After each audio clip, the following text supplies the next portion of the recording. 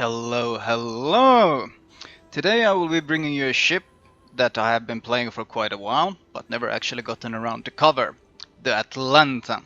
Now, if you think I sound a bit weird or a bit strange, I've recently, or just today actually, bought a new headset, and I'm testing out the mic on it, and I haven't done any fine tuning and stuff, so it might be that my voice is completely off, or the volumes are completely off, or something like that.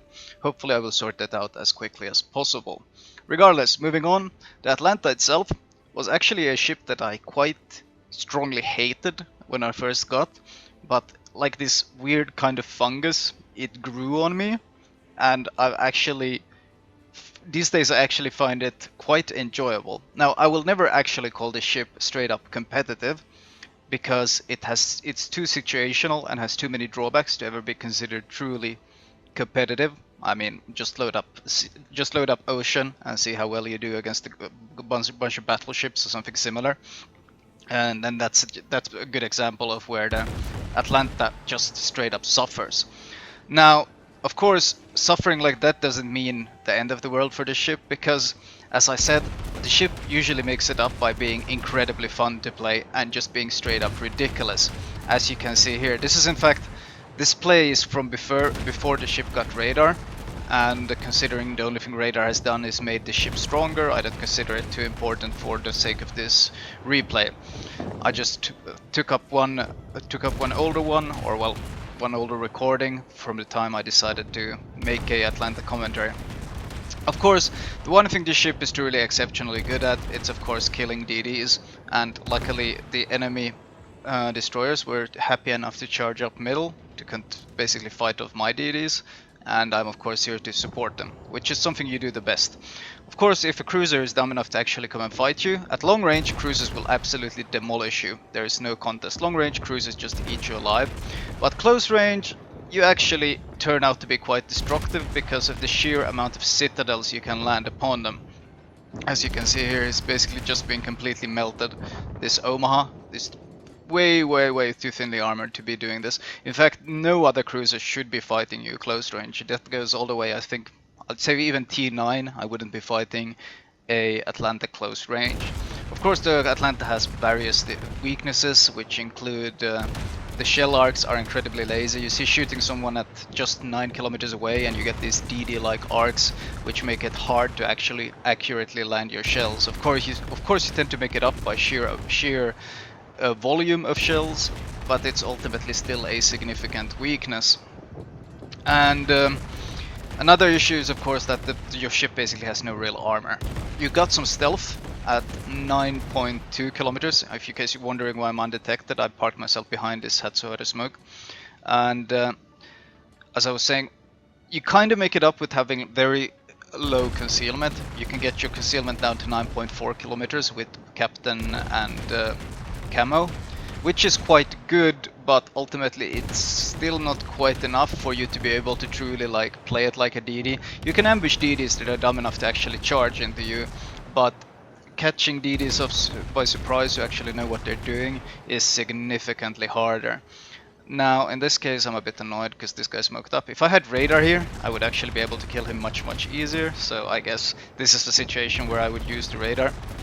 But ultimately, I've done just fine without the radar, so might as well make a commentary where I didn't even have it to show just how potent this ship can be. Now, whenever I talk about the ship not being competitive, I always get these people who like tell me how I'm supposed to be playing it, or how blah blah blah blah blah blah blah, because they're confused when I say that this is not technically a competitive ship. Like from a competitive point of view, this is not a good ship. It's a fun ship, but it's not a good ship. And then I get these people telling me how and when and how to play this. I mean, I looked at my VTR on this ship and I'm breaking 2000 VTR on this ship, and I'm basically consistently ranked top 5 in Europe in performance on this ship. So it's not people don't understand that it's not a question of playing this ship well, because this ship is limited by itself. It doesn't matter how incredibly well you play it, how perfectly you master every aspect of it, it's still going to be limited by the fact that it's not a competitive ship. The gun arcs, the incredibly flimsy armor on it, the vulnerability to multiple things, the slow speed and such is gonna leave it vulnerable. And that doesn't mean, of course, that you can't have great games and you can't have fun in it, which is something I have quite a lot of fun. I tend to have a lot of fun in this ship because it's literally this ridiculous machine gun you just spew out bullets like a madman in. So of course that's hilarious. Is this guy gonna torp me? No, he's too far behind. Naturally trying to use AP. Almost got team torped there by my friendly Minekaze. He tried to torp me, but he doesn't really have much of a chance of hitting me there. Oh, so carrier came around, so I instantly popped my defensive AA. That's of course another issue that I should highlight here, is the AA on this ship is absolutely fantastic. When you when you have AFT, which you should have, because it actually affects your main guns on this since they are such a low caliber, and if you have AFT and AA range mod, you can actually get 7.2 kilometer range on your AA, which means you can absolutely destroy all planes within your area of influence, which is incredibly potent. Is this Fujin really pushing in? That's surprising. I wouldn't be doing that if I was him.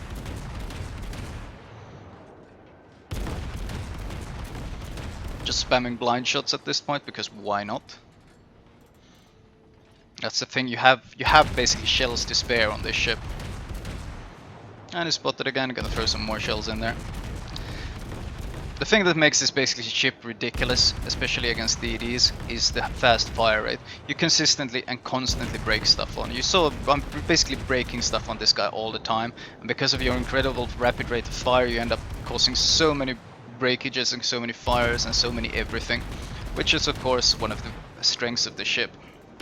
Looks like they're still going to push in, which is naturally... the Atlanta is at its strongest when it can set up, find a good defensive position and let the enemy push into you. That's when the Atlanta is absolutely the strongest. When you have to chase someone who's fleeing from you, that's when the Atlanta is absolutely the weakest. Especially if there's open areas where you have to hunt down and chase ships, especially if they're agile ships, that's just a nightmare. You're so bad at it, your lack of speed, your lack of shell speed, so many negatives basically just compound and stack on each other, and it just makes for a horrible experience. Is that guy really gonna bomb me from the side? Wow, he really bombed me from the side. That's interesting. Pretty brave. Of course, AP on this ship is very strong. You just gotta know where to use it. Battleships giving you broadside is a surprisingly good source of AP damage. Cruisers giving you broadside is obviously a pretty given one. At long distance, HE is better, but close ranges, just your AP just shreds ships, so use it. Will I even have time to before this guy hits torps? Oh, he's dodging torps. But it doesn't matter. Like, you see how much pure DPM I'm pumping out on this poor Nürnberg. I'm not even getting any citadels. It's just that it's this constant heavy damage that's so brutal. This guy is angled, but I'm just aiming for a superstructure then. Oh, he's gonna stay angled. That's quite... You saw, by the way, how much damage I did there? I was perfectly angled, and he still did that much damage to me. That's of course, as I said earlier, the armor on this ship is absolutely garbage. Don't expect to angle against anything. Even cruisers can pen you straight through the nose or straight through anything. You're not capable of angling against pretty much anything at all. I mean, of course, angling always is a good thing, but expect to get... Battleships can citadel you from any angle, cruisers can absolutely demolish you from any angle. HE does a ridiculous amount of damage to you because, as I said, you have no armor, and armor reduces the damage HE does to you. So when you have no armor, it means HE volleys do ridiculous damage against you. Like, if a Mediocre lands a good HE volley, he can easily do like 8, 9, 10k damage, plus breaking everything, plus setting 2 fires on you, and then basically pop your repair, and then his next volley is already on the way. So just a nightmare situation. Is he really going for me again? This time high defensive AA up. This is a Saipan, same tier carrier. I don't really recommend what he's doing here. First of all, my defensive AA. That's one of the special things about the Atlanta. It has never-ending defensive AA. So in this case, he's very much screwed. I think he's losing almost all his planes on that squad. You can see how far away I'm still shooting down. Yeah, he lost them all. Skirov is of course a threat. I only have 7k HP, so if he lands good AP volleys, I'm in danger, so I'm turning in as I shoot. Of course, he's giving me full broadside, and as I spoke earlier, the AP on the ship is incredibly potent, and you can just straight up melt any other cruiser who's dumb enough to give you broadside. In fact, I have my Citadel record in this game, or at least in the latest patches, is 36 Citadels, and it's on this very ship. So this ship is absolutely ridiculous at bumping out damage when it comes to cruisers giving broadside. I turned into the kind of intentional beaching there because I wanted to dodge his torps and of course make myself hard to hit. Of course, another thing that you need to mention right now is the Atlanta is exceptionally favored ever since 0.5.9, and that's thanks to the, well, in my opinion, ridiculous matchmaking changes. Well, I mean, they're good for tier 4s, but they kind of break the game for tier 5s completely. If you play T5 now, pretty much every single game you play, at least in my experience, pretty much every single T5 game you play, you're gonna end up against T7s. So while that sucks for anyone playing T5s, for Atlanta captains, that's of course amazing, because Atlanta doesn't punch up very well. Punch up mean deal with higher tier opponents. It's not very good at that, but it is exceptionally good at seal clubbing, especially enemy cruisers, stuff like Omahas and Kirovs. You have seen how easily I melted them. It's just god tier good at that. Same at melting lower tier battleships when you have a higher chance of, basically the lower the tier of a battleship, the higher your chance of setting them on fire is. So stuff like this just favors the ship immensely. Like here you can see the ridiculous arcs. I'm literally shooting at the carrier.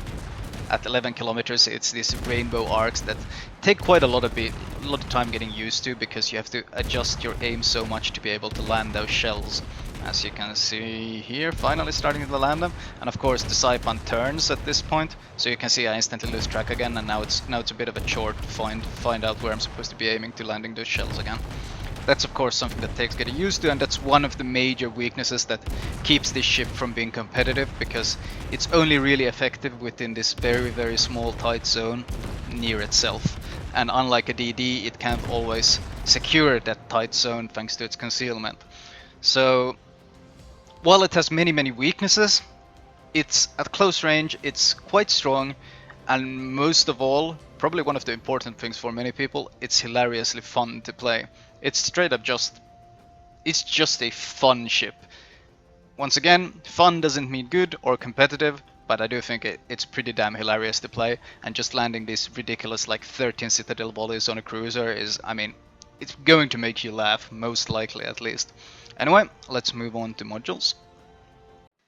Right. As usual, I will start with the modules. Not much to talk about here except consumables.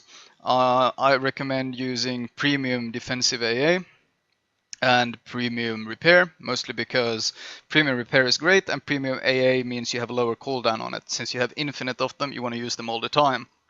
Now here I make a bit of an exception. Instead of going for aiming system, I actually go for the AA range, 20%. That combined with AFT gives you that ridiculous 7.2 kilometer range. Steering gears mod, because I hate you losing steering gears at Atlanta, which I feel happens quite often. And of course rudder shift finally. Captain perks wise, I have an 18-point specific Atlanta captain that kind of tells you how ridiculously much I've been playing this ship. Basic survivability, last stand, vigilance, AFT, concealment, expert. That's the basic build. And then with the last 3 points, I want basic firing training and expert marksman. Now, Superintendent, I don't find it worth it because you have infinite defensive AAs anyways. You just get an additional radar. High Alert, I considered it, didn't find it worth it. Ultimately, I found basic firing training and expert marksman to be the best use of the 18 points. You get that ridiculous 6.5 second 180 degree turn, which means that you can literally switch sides without caring at all because your turrets just switch so incredibly quickly. So is it the optimal? I'm not certain, but I've had a significant amount of success with this Atlanta build. Anyway, that's me out.